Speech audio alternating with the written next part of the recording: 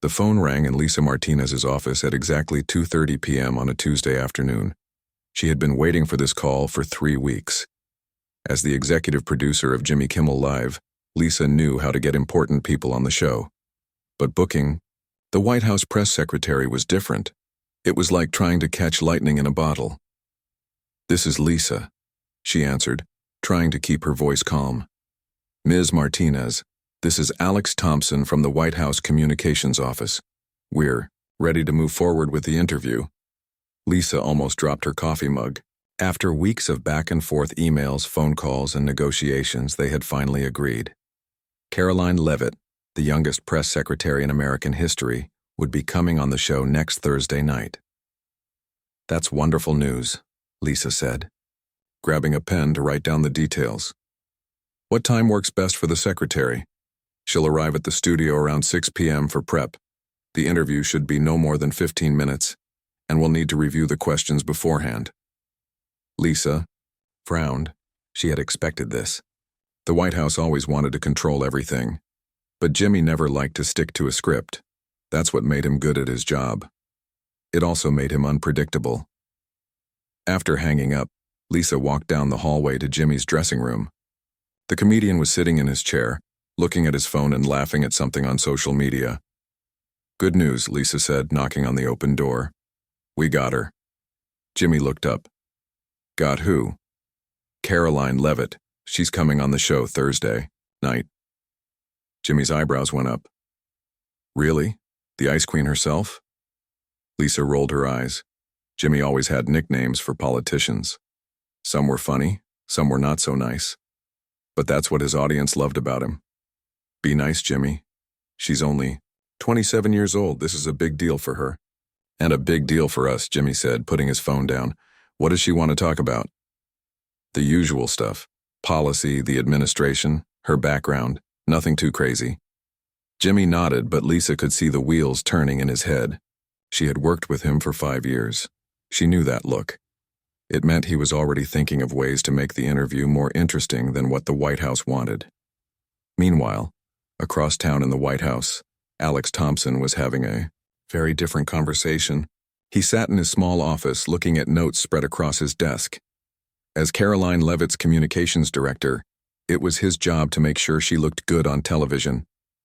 "Are you sure about this?" he asked as Karoline walked into his office. She looked confident in her navy blue suit, her blonde hair perfectly styled. At 27, she was used to people questioning her decisions, but she had gotten this far by trusting her instincts. "It's the right move, Alex. We need to reach younger audiences. Kimmel's show is perfect for that." Alex shuffled through his papers. "I've been watching his old interviews with politicians. He can be tough. Sometimes he asks personal questions that have nothing to do with policy." Karoline sat down in the chair across from his desk. "I can handle Jimmy Kimmel. I've been handling reporters since I was 22. "This is different," Alex said. "Late-night TV hosts don't follow the same rules as political reporters. They're trying to entertain people, not inform them." "Then we'll give them something entertaining," Karoline said with a smile. Alex wasn't convinced. He had seen too many politicians get burned on late-night shows. They went in thinking they could control the conversation, and they left looking foolish. But Karoline was stubborn. Once she made up her mind, there was no changing it. "Fine," he said. "But we need to prepare. I want to go over every possible question he might ask." For the next 2 days, Alex and Karoline spent hours in preparation. They practiced answers to questions about the economy, foreign policy, and her personal background. Alex played the role of Jimmy Kimmel, asking tough questions and trying to throw her off balance. "Tell me about your husband," Alex said during one practice session. "He's a lot older than you, isn't he?" Karoline's jaw tightened slightly. This was always the hardest topic for her. "My personal life is not relevant to my job as press secretary." "But people are curious," Alex pressed. "Some critics say your marriage helped your career." "That's ridiculous," Karoline snapped. "I got this job because I'm qualified, not because of who I married." Alex made a note. This was clearly a sensitive subject. He hoped Jimmy wouldn't go there, but he had a feeling the comedian wouldn't be able to resist. Thursday morning arrived with gray clouds hanging over Los Angeles. Lisa Martinez got to the studio early, as she always did on show days. She walked through the empty theater, checking everything twice. The lights, the cameras, the guest chair where Karoline would sit in just a few hours. Jake Peterson, the head writer, found her standing on the stage. "I've got the questions ready," he said, holding up a piece of paper. "Want to see them?" Lisa took the paper and read through the list. Most of them were standard political questions, but a few made her nervous. "Jimmy's going to ask about her marriage," she said. Jake shrugged. "It's been in the news. People are talking about it. That doesn't mean we should talk about it on our show. Come on, Lisa. This isn't a news program. We're allowed to ask personal questions." Lisa handed the paper back to him. She had been in television long enough to know when something felt wrong, but she also knew that Jimmy would do whatever he wanted, regardless of what was written on paper. At 4 p.m., the studio started filling up with audience members. Most of them were tourists from other states, excited to see a real Hollywood television show. They had no idea they were about to witness something that would be talked about for weeks. Sarah Williams and her husband Tom had driven down from San Francisco for their anniversary. They had managed to get tickets through the show's website, after trying for months. "I hope he's funny tonight," Sarah said as they found their seats. "He's always funny," Tom replied. "But I heard the press secretary is going to be on. That should be interesting." "I don't really like her," Sarah admitted. "She seems too young for such an important job." "Well, we'll see how she does with Jimmy," Tom said. Neither of them could have imagined how the evening would unfold. At 5:30 p.m., a black SUV pulled up to the studio's back entrance. Karoline Leavitt stepped out, followed by Alex Thompson and 2 Secret Service agents. She looked calm and professional, but Alex could see the tension in her shoulders. "Remember what we practiced," he whispered as they walked toward the building. "I'll be fine," Karoline said. But deep down she was starting to wonder if this had been a mistake. The bright studio lights felt hotter than usual as Jimmy Kimmel walked onto the stage. The audience cheered and clapped, but he could sense something different in the air tonight. Maybe it was because they all knew the White House press secretary was coming on the show. Political guests always made the energy in the room feel more tense. "Good evening, everyone," Jimmy said into his microphone, flashing his famous smile. "We have a very special guest tonight. You know her from those daily press briefings where she answers questions and sometimes doesn't answer questions." The audience laughed. Jimmy always knew how to break the ice. "Please welcome the White House press secretary, Karoline Leavitt." The studio band played as Karoline walked out from behind the curtain. She wore a sharp black blazer and a confident smile. Her heels clicked on the polished floor as she made her way to the guest chair. Some people in the audience clapped. Others stayed quiet. Jimmy stood up and shook her hand. "Thank you for coming on the show," he said. "Thank you for having me, Jimmy," Karoline replied. Her voice was steady and professional. "Happy to be here." They both sat down. Jimmy leaned back in his chair while Karoline sat up straight, her hands folded in her lap. The cameras captured everything. "So," Jimmy began, "you're the youngest press secretary in history. How does that feel?" Karoline had practiced this answer many times. "It's an honor and a responsibility. I take the job very seriously." "I bet you do, but come on, you're 27 years old. When I was 27, I was doing stand-up comedy in dive bars and eating ramen noodles for dinner every night." The audience laughed. Karoline smiled politely. "Everyone has a different path in life." "That's true," Jimmy said. "Your path led you from New Hampshire to the White House pretty quickly. Tell us about that." Karoline relaxed slightly. This was safe territory. "I started working in politics when I was in college.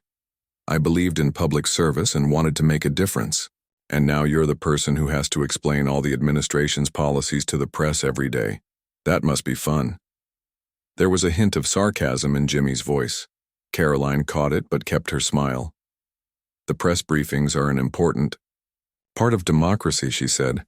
"The American people deserve to know what their government is doing. Right?" Jimmy nodded. Speaking of what the government is doing, let's talk about some recent policies. In the control room, Lisa Martinez watched the monitors carefully. So far, everything was going smoothly. Too smoothly, maybe. She knew Jimmy was just getting warmed up. Mike Rodriguez, the show's director, adjusted his headset. Camera 2, get a close-up of her face when Jimmy asks the next question, he said into his microphone. Jimmy leaned forward slightly. Your administration has been criticized for some of its economic policies. How do you respond to people who say the president doesn't understand what regular Americans are going through? Karoline's answer was polished and rehearsed. The president has spent his entire career fighting for working families. Our policies are designed to create jobs and strengthen the economy. But unemployment numbers are still high in some areas, Jimmy pressed. And inflation is affecting everyone who goes to the grocery store. Economic recovery takes time, Karoline said. We're seeing positive trends in many sectors. Jimmy made a face that got a laugh from the audience. Positive trends. That's very politician of you to say. I'm sorry? Karoline asked. You know, instead of just saying, yes, things are tough right now, you said we're seeing positive trends. It's like you're speaking a different language. The audience laughed again. Karoline felt a small flicker of annoyance but kept her composure. I try to be accurate when I speak about complex issues, she said. Of course, Jimmy said, but don't you think people want straight answers sometimes? Like if someone asks you if it's raining outside, do you say we're experiencing precipitation patterns, or do you just say yes? More laughter from the audience. Karoline realized that Jimmy was trying to make her look foolish, but she couldn't figure out how to fight back without seeming defensive. I believe in being precise with my words, she said. Precise. There's another politician word, Jimmy said with a grin. In the audience, Sarah Williams leaned over to her husband. He's being kind of mean to her, she whispered. She can handle it, Tom whispered back. She works for the president. This should be easy compared to that. But Sarah could see that Karoline was starting to look uncomfortable. Her smile wasn't as natural as it had been when she first sat down. Jimmy moved on to foreign policy questions. He asked about trade deals and military spending. Karoline answered each question carefully, sticking to talking points that Alex had helped her memorize. You're very well prepared, Jimmy said after she finished explaining a complicated treaty negotiation. I study the issues, Karoline said. I bet you do. Do you ever get tired of having to defend everything the president says? I don't see it as defending. I see it as explaining. But come on, Jimmy said, his voice getting a little sharper. Sometimes the president says things that are just wrong, like factually incorrect. How do you handle that? Karoline felt her chest tighten. This was the kind of question Alex had warned her about. The president speaks his mind. That's what people elected him to do. Even when his mind is wrong about facts? I think that's a matter of opinion, Karoline said. No, it's not, Jimmy said quickly. Facts aren't opinions. If I say the sky is green, that's not my opinion. That's just wrong. The audience was quiet now. Everyone could feel the tension building between the host and his guest. Well, Karoline said, trying to stay calm. I think we can agree to disagree on that. Jimmy looked at her like she had just said something crazy. We can agree to disagree about facts?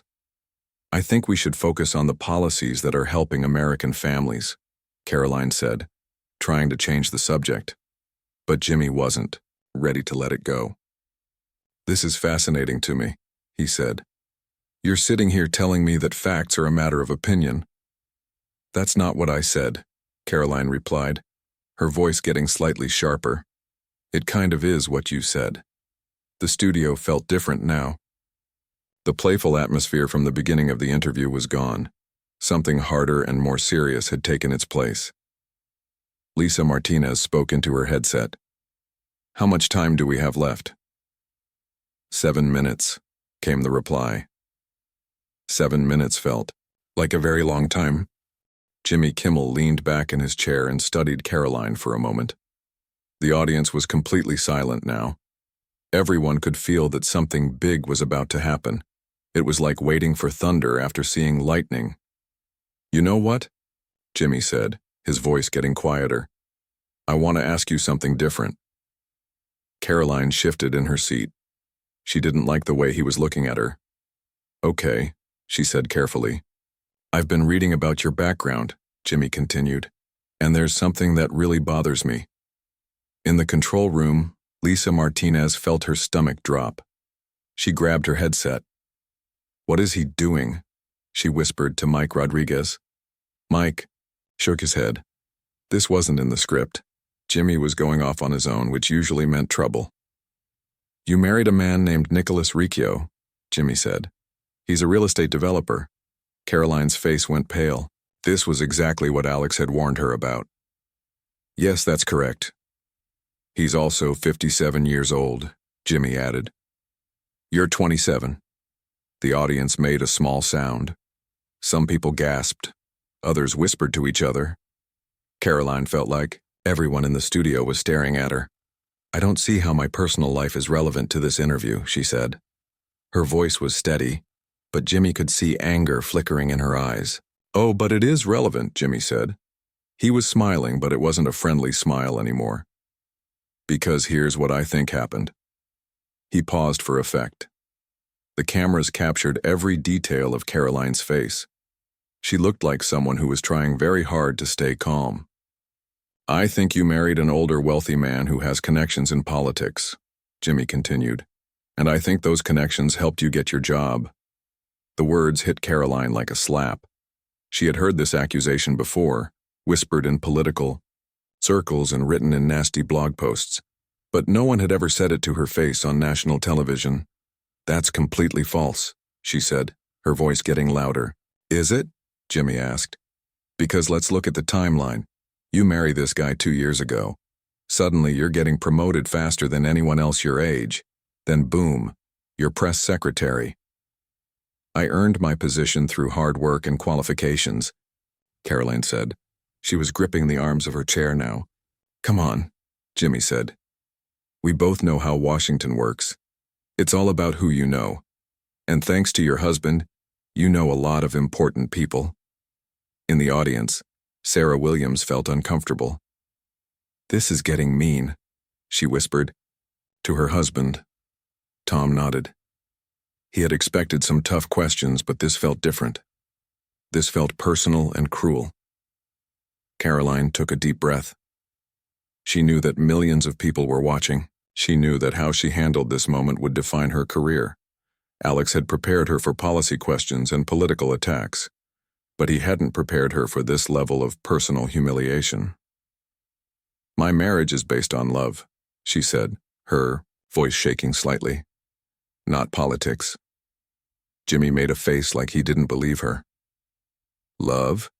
Really? A 25-year-old political staffer falls in love with a 55-year-old businessman? That's quite a coincidence." "Love doesn't follow rules about age," Karoline shot back. "No, but career advancement does," Jimmy said. "And your career has advanced pretty quickly since you said, 'I do.'"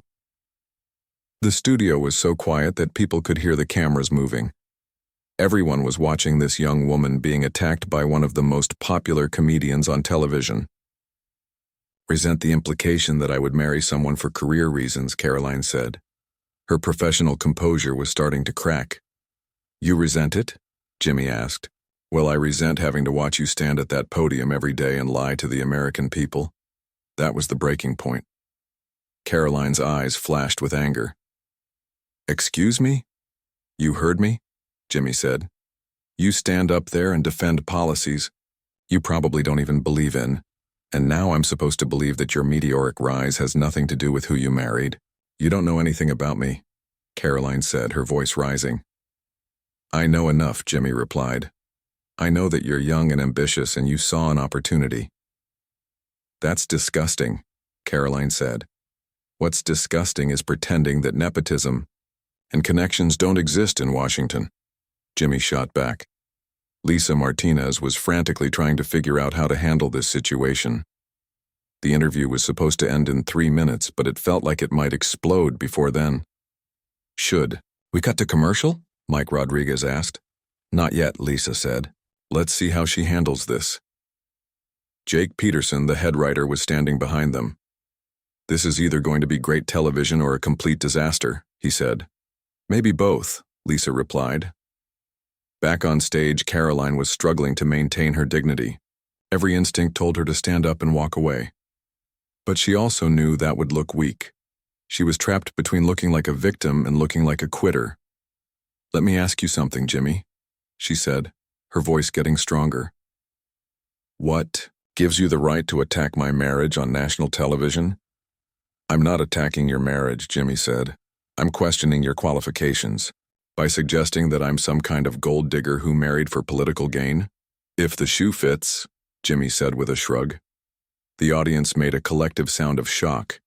Even some of Jimmy's supporters thought he had gone too far. Karoline felt tears starting to form in her eyes, but she fought them back. She would not cry on television. She would not give Jimmy Kimmel or anyone else the satisfaction of seeing her breakdown. You know what's funny? She said, her voice getting dangerously quiet. What's that? Jimmy asked. You sit here every night making jokes about politicians and acting like you're better than everyone else. But you're just a comedian who never grew up. You make fun of people for a living because you don't have the courage to do anything real with your life. Now it was Jimmy's turn to look shocked. He hadn't expected her to fight back so hard. At least I don't have to lie for my job, he said. And I don't have to make people laugh to feel important, Karoline replied. The studio was electric with tension. Everyone could feel that they were witnessing something extraordinary. This wasn't just a political interview anymore. This was a battle between two very different people who clearly despised each other. We need to go to commercial, Lisa said into her headset, but she knew it was too late. Whatever happened next, this interview would be remembered for years. The silence in the studio lasted only a few seconds, but it felt like forever. Karoline Leavitt sat in her chair, her chest rising and falling as she tried to control her breathing. Her hands were shaking slightly, but her eyes were blazing with anger. Jimmy Kimmel looked like he wasn't sure what to do next. He had pushed many guests before, but none had ever pushed back this hard. The comedian, who was usually in control of every situation, suddenly seemed unsure of himself. You know what, Jimmy? Karoline said, her voice cutting through the silence like a knife. I came here tonight thinking we could have a real conversation about important issues. She stood up from her chair. The movement was so sudden that it surprised everyone, including the camera operators who had to quickly adjust their shots. But instead you decided to attack my personal life, she continued, now standing and looking down at Jimmy, who was still sitting. You decided to question my marriage, my integrity, and my qualifications based on nothing but gossip and assumptions. The audience was completely captivated. Some people were recording with their phones even though they weren't supposed to. This was the kind of moment that would be all over social media within minutes. Jimmy tried to regain control. Look, I'm just asking the questions that people are thinking, he said. No, Karoline shot back, pointing her finger at him. You're not asking questions. You're making accusations. There's a difference. She turned to face the audience directly. The cameras followed her movement, creating a dramatic shot of the young press secretary addressing the crowd. You want to know the truth about my marriage? She asked the audience. I met my husband at a charity event. We talked for hours about books, about travel, about our dreams. I fell in love with his mind, his kindness, and his sense of humor. The fact that he's older than me doesn't make our love any less real. Some people in the audience started clapping. Sarah Williams was one of them. She had been uncomfortable with Jimmy's attacks, and now she felt proud of this young woman for standing up for herself. Karoline turned back to Jimmy. And you want to know about my career? I worked 16-hour days as a campaign volunteer when I was 19 years old. I studied political science and communications. I worked my way up from answering phones to writing speeches to managing campaigns. Her voice was getting stronger with each word. The fear and defensiveness were gone, replaced by pure determination. I didn't get this job because of who I married, she continued. I got this job because I'm good at it, because I understand policy, because I can handle pressure, and because I believe in public service. Jimmy tried to interrupt. But you have to admit that connections matter in Washington. Of course connections matter, Karoline said, not letting him finish. But so do talent, hard work, and dedication. Things you might not understand since you've spent your career making jokes about people who actually try to make a difference. The audience gasped. She had just called out one of America's most popular comedians on his own show. Jimmy's face turned red. "Hey, I work hard too," he said. "Do you?" Karoline asked. "Because from where I'm sitting, it looks like you just read jokes that other people write for you. You mock politicians and public servants while sitting safely behind this desk, making millions of dollars to entertain people." Jake Peterson, the head writer, watched from backstage with his mouth open. No guest had ever attacked Jimmy this directly.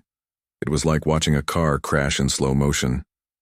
"What have you ever actually done to help anyone?" Karoline continued. "What policies have you written?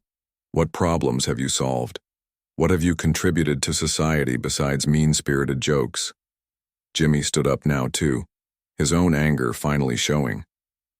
"I inform people. I use humor to point out what's wrong with politics."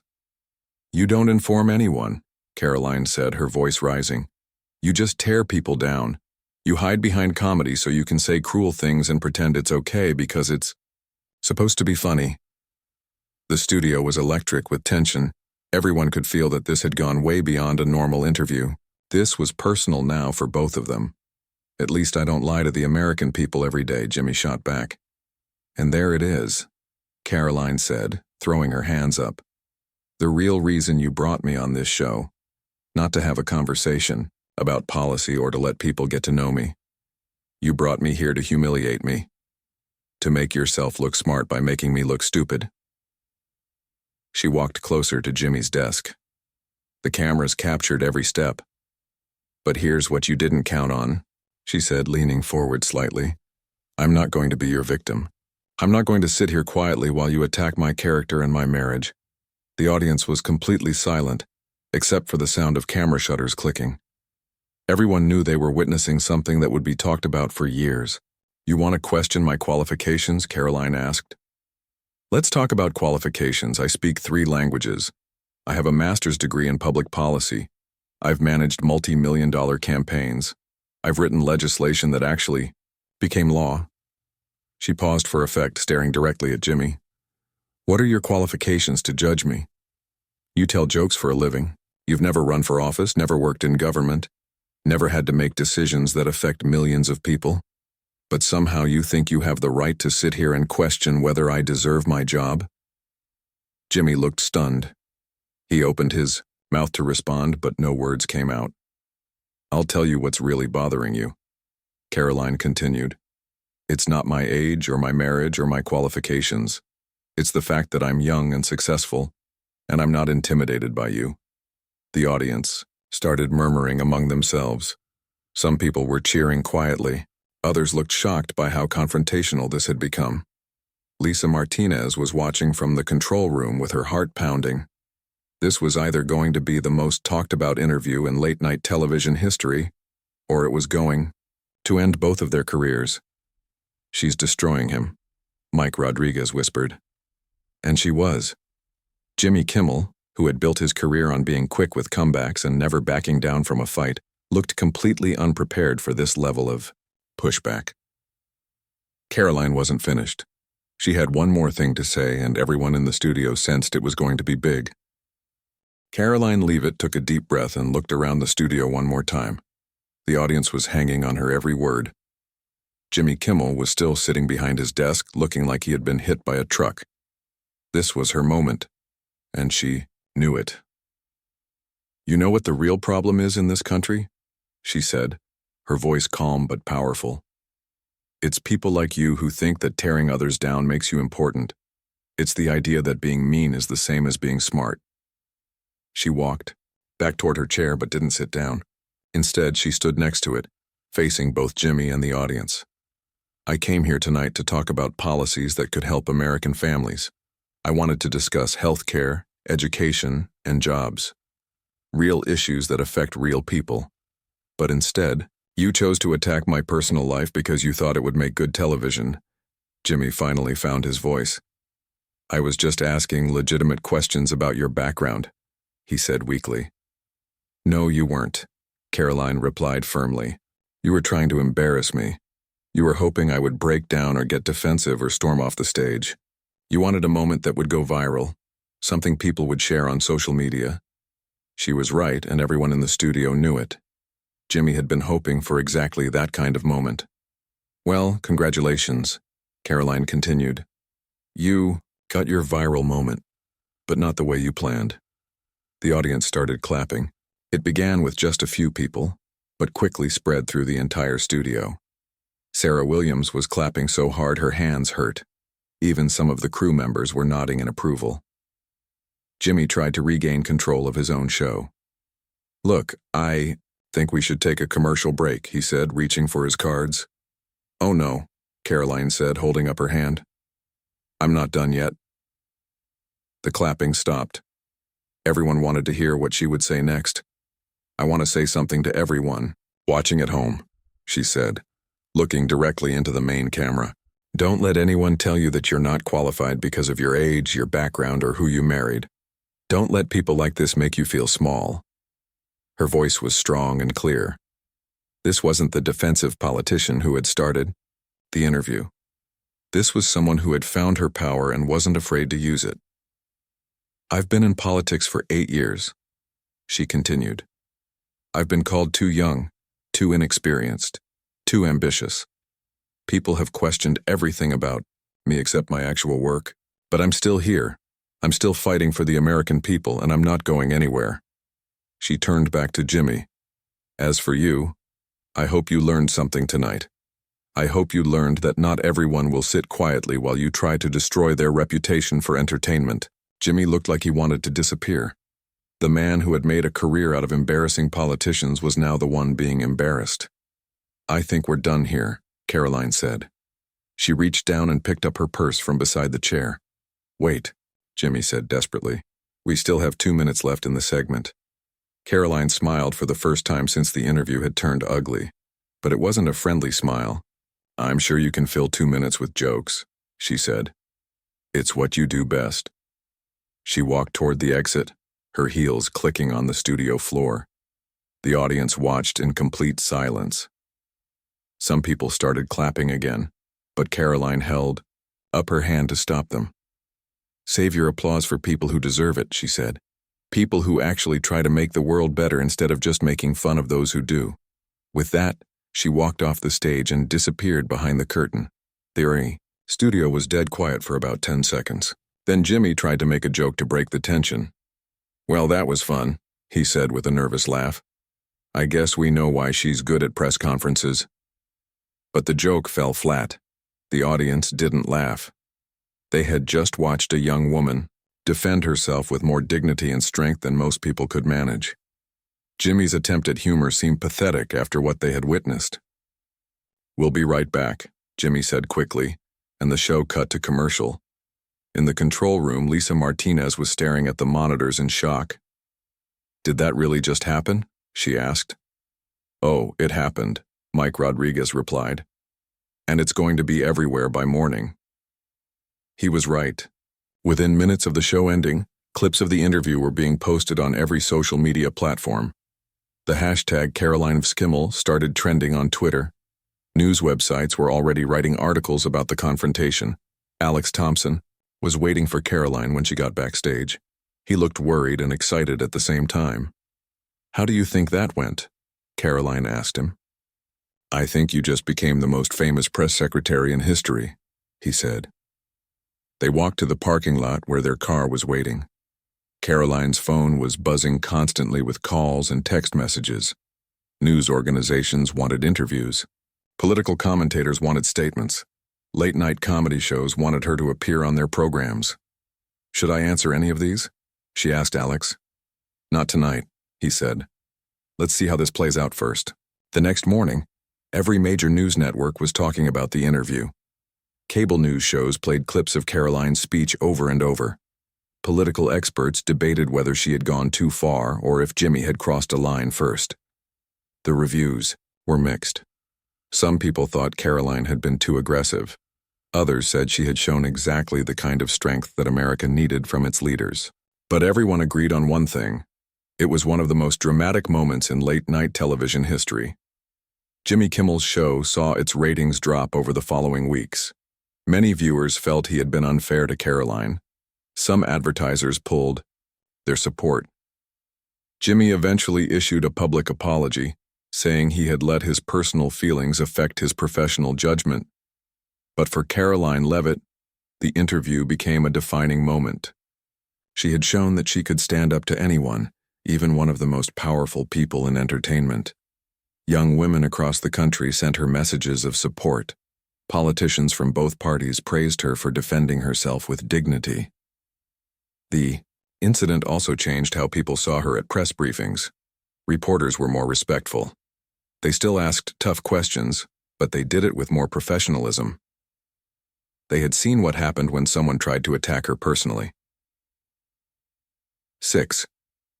Months later, Karoline was still the White House press secretary.